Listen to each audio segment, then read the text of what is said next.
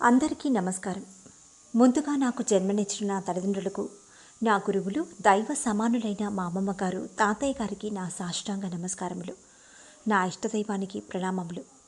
ఆ భగవంతుడి ఆశీస్సులు మనందరిపై ఎల్లవేళలా ఉండాలని ప్రార్థిస్తూ, యోగులు, సిద్ధపురుషుల జీవిత చరిత్రలతో మనం చేస్తున్న ఈ ప్రయాణంలో ఈ వారం మనం తెలుసుకోబోతున్నాం ఒక ప్రముఖ యోగిని గురించి. ఆంధ్రప్రదేశ్ రాష్ట్రంలో జన్మించిన ఆమె ఒక మహాయోగిని, కారణ జన్మురాలు. ఆమె గురించి తెలిసిన వారు కొద్దిమంది మాత్రమే. చిన్న వయసులోనే మంత్రదీక్షను పొందిన ఆమె తన జీవితమంతా దేశ సంచారం చేసి చివరకు శ్రీకాళహస్తికి కొద్ది మైళ్ళ దూరంలోని అక్కుర్తిలో స్థిరపడ్డారు. ఆమె అక్కుర్తి మూటలమ్మ. ఇప్పుడు ఆమె జీవిత విశేషాలు క్లుప్తంగా మీకోసం. నెల్లూరు జిల్లాలోని రాసపాలెం అను గ్రామంలో వెంకట కృష్ణారెడ్డి, వెంకట సుబ్బమ్మ అను పుణ్య దంపతులు కలరు. వారు చాలా కాలం నుండి పిల్లలు లేక ఎంతో దుఃఖించసాగారు. ఎన్నో నోములు నోచారు, వ్రతాలు చేశారు. ఆఖరికి వారికి భగవంతుడి అనుగ్రహం వలన ఒక ఆడశిశువు జన్మించింది. ఆ బిడ్డను వారు చాలా ప్రేమతో గారాబంగా పెంచారు. ఆ బిడ్డకు జ్యోతి అని నామకరణం చేశారు. తరువాత కొద్ది సంవత్సరాలకి, అంటే జ్యోతి చిన్న వయసులోనే తండ్రి మరణిస్తారు. దాంతో జ్యోతి, ఆమె తల్లి ఒంటరివారవుతారు. జీవనం సాగించడానికి జ్యోతి తల్లి సుబ్బమ్మ తమ పురోహితుడి ఇంట పని పాట చేసుకుంటూ జ్యోతిని చూసుకుంటుండేది. కొద్ది రోజులకి సుబ్బమ్మ మరణిస్తుంది. తల్లిదండ్రులిద్దరూ చనిపోవడంతో జ్యోతి అనాథవుతుంది. దాంతో జ్యోతి తల్లి పనిచేస్తున్న ఆ బ్రాహ్మణ దంపతులు వారికి పిల్లలు లేని కారణంగా జ్యోతిని తమ పుత్రికగా పెంచుకోదలచి తమతో తీసుకుని వెళ్ళి అపురూపంగా చూసుకుంటారు. జ్యోతి సుగుణాలతో వారు ఇంకా జ్యోతికి ఆకర్షితులవుతారు. జ్యోతి 8వ ఏట ఆ బ్రాహ్మణ దంపతులిద్దరూ జ్యోతిని తీసుకొని కాశీ బయలుదేరుతారు. వారణాసి సాక్షాత్తు పరమశివుడు నడయాడే పవిత్ర పుణ్యక్షేత్రం. వారు అక్కడ వారికి తెలిసిన ఒక బ్రాహ్మణుడింట్లో బస చేస్తారు. ఆ బ్రాహ్మణుడు సామాన్యుడు కాదు, మహా తపస్వి, గొప్ప శివభక్తుడు. ఎక్కువగా ధ్యాన స్థితిలో కాలం గడిపేవారు, దివ్య దృష్టి కలవారు.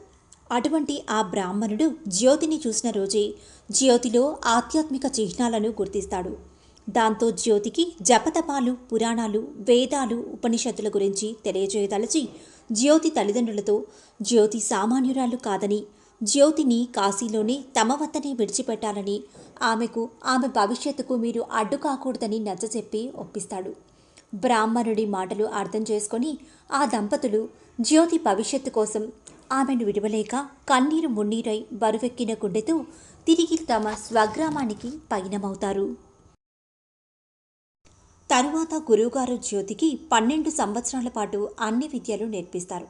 జ్యోతి నిరంతరం ధ్యాన స్థితిలోనే ఎక్కువగా ఉండేది. కొద్ది రోజులకి ఆమెకు దివ్య దృష్టి ఏర్పడింది. ఇక సంవత్సరాలు గడుస్తోంది. జ్యోతికి పెళ్లి చేయాలని ఆలోచన చేస్తారు గురువుగారు. దానికి తగిన ప్రయత్నాలు చేస్తుండగా అది తెలుసుకున్న జ్యోతి తాను వివాహం చేసుకోనని, పరమపద ప్రాప్తియే తన ధ్యేయమని గురువుగారికి విన్నవించుకుంది. జ్యోతిని కారణజన్మురాలిగా భావించిన గురువుగారు ఆమెకు మంత్రోపదేశం చేస్తారు. దాంతో జ్యోతి నిరంతరం ధ్యాన స్థితిని కొనసాగించేది. గురువుగారి ఆశీస్సులు తీసుకుని దేశయాటనకు బయలుదేరింది జ్యోతి. పుణ్యతీర్థాలు, పుణ్యక్షేత్రాలు సందర్శించింది. చివరకు దక్షిణ భారతదేశానికి తిరిగి వచ్చిన ఆమె చెల్లూరు, తన స్వగ్రామం రాజపాలెం, వెంకటగిరి, ఆంబూరు, ఉత్తరార్కాడు, గుడియాత్తం తదితర ప్రాంతాల్లో ఎక్కువగా సంచరించేవారు. అలా సంచరిస్తోన్న జ్యోతికి మహాపురుషుడైన శ్రీ శ్రీ శ్రీ సొరకాయల స్వామివారి దర్శనం లభించింది. స్వామిని చూడగానే సాష్టాంగపడి తనకు శిష్యరికం ఇవ్వవలసిందిగా కోరింది జ్యోతి. సొరకాయల స్వామి జ్యోతిని అనుగ్రహించారు. అప్పటి నుండి మౌనవ్రత దీక్ష చేపట్టింది జ్యోతి. జ్యోతి అనేక ప్రదేశములు సంచరిస్తూ తన గురువుగారైన సొరకాయల స్వామిని దర్శిస్తుండేవారు. ఎవరేది పెడితే తింటూ తిరిగేవారు, కానీ ఏమీ అడిగేవారు కాదు. ఏమీ లేని చోట ఆమె నిరాహారిగానే ఉండేవారు. చంకలో ఒక బట్టల మూటతో మాత్రమే సంచరిస్తుండేవారు. పేరు తెలియని వారు ఆమెను మూటలమ్మ అని పిలిచేవారు. దాంతో క్రమేపీ జ్యోతికి మూటలమ్మ అను నామం ప్రాచుర్యం పొందింది. ఆమెను మూటల లక్ష్మమ్మగాను పిలిచేవారు. ఎక్కడైనా ఆమె అలసిపోయినప్పుడు ఒక చెట్టు కింద తన గుడ్డల మూటను తల క్రింద పెట్టుకొని నిద్రించేవారట.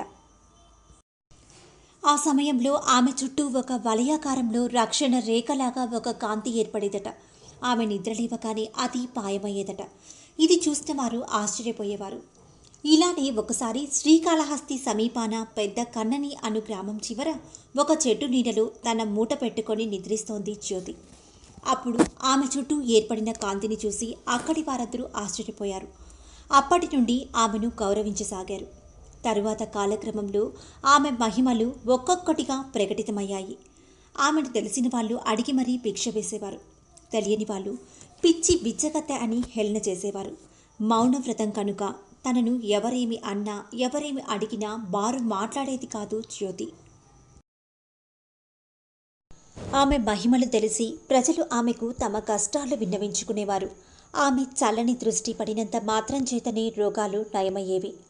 ఆమె కాలు మోపిన ఇల్లు సుఖశాంతులకు నిలయమవుతుందని, ఆనందాల హరివిల్లవుతుందని వారి విశ్వాసం. అందుకే ప్రజలు తమ ఇంటికి రావాలని పట్టుబట్టేవారు. ఆమె ఏ అంగడి ముంగిట కూర్చుంటుందో ఆ రోజు వారికి సిరుల పండుగే. అదృష్టం వరించేది. మూటలమ్మ కండయోగ సాధన చేసేది. కండయోగ సాధన అనగా శరీరంలోని భాగాలను వేరుచేసి తిరిగి ఒక్కటిగా చేయడం అన్నమాట. సంచార జీవి అయిన మూటలమ్మ యొక్క మహిమలను పివి రామచంద్రరావు, పల్లప్ మునుస్వామి అనువార్లు శ్రీకాళహస్తి ప్రాంతాల్లో అమ్మ మహిమలను మొట్టమొదటిగా గుర్తించారు. మహాత్ములు వారి సమాధి స్థలాన్ని వారి నిర్ణయించుకుంటారు. అందుకేనేమో అమ్మ కూడా తన స్థలాన్ని ఎంచుకున్నారు.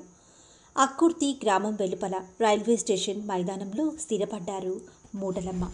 ఇది గమనించిన అక్కుర్తి గ్రామంలోని వారంతా పూరీలు నిర్మించి ఇచ్చారు. అమ్మ దగ్గరకు భక్తులు వివిధ ప్రాంతాల నుండి వచ్చేవారు. విచిత్రంగా అమ్మ పాపులను దగ్గరికి కూడా రానిచ్చేవారు కాదు. ఎవరైనా అటువంటి వారు వస్తే ఆమె కోపంగా రాళ్లు విసిరేవారట. ఒక్కొక్కసారి రాత్రులు అమ్మ ఉన్న గుడిసె కాలిపోతున్నట్లుగా మంటలు పెద్ద ఎత్తున ఎగసిపడేవట. దాంతో అక్కడి వారందరూ అమ్మకి ఏమైందోనని పరుగున వచ్చి చూసేసరికి అమ్మ సుఖంగా నిద్రించేవారు. ఆశ్చర్యంగా అక్కడ మంటలు కూడా ఏమీ ఉండేవి కాదట. అలా జ్యోతి మూటలమ్మగా మారి భక్తులను కరుణించి తను జీవించి ఉన్నంతకాలం తన దగ్గరకు వచ్చిన వారి కష్టాలను తీర్చి చివరకు 1943వ సంవత్సరంలో ఆ తల్లి తన తనువు చాలించే సమయం వచ్చిందని భక్తులకు తెలియచేసి పరమాత్మునిలో ఐక్యమయ్యారు. తరువాత ఆ మహాతల్లి సమాధిపై భక్తులు గుడి నిర్మించి ప్రతి సంవత్సరం ఆరాధనోత్సవాలు వైభవంగా జరుపుతున్నారు. మనం కూడా ఒక్కసారి కళ్ళు మూసుకొని అమ్మను ప్రార్థించి మనము అమ్మ అనుగ్రహానికి పాత్రులవుతాం.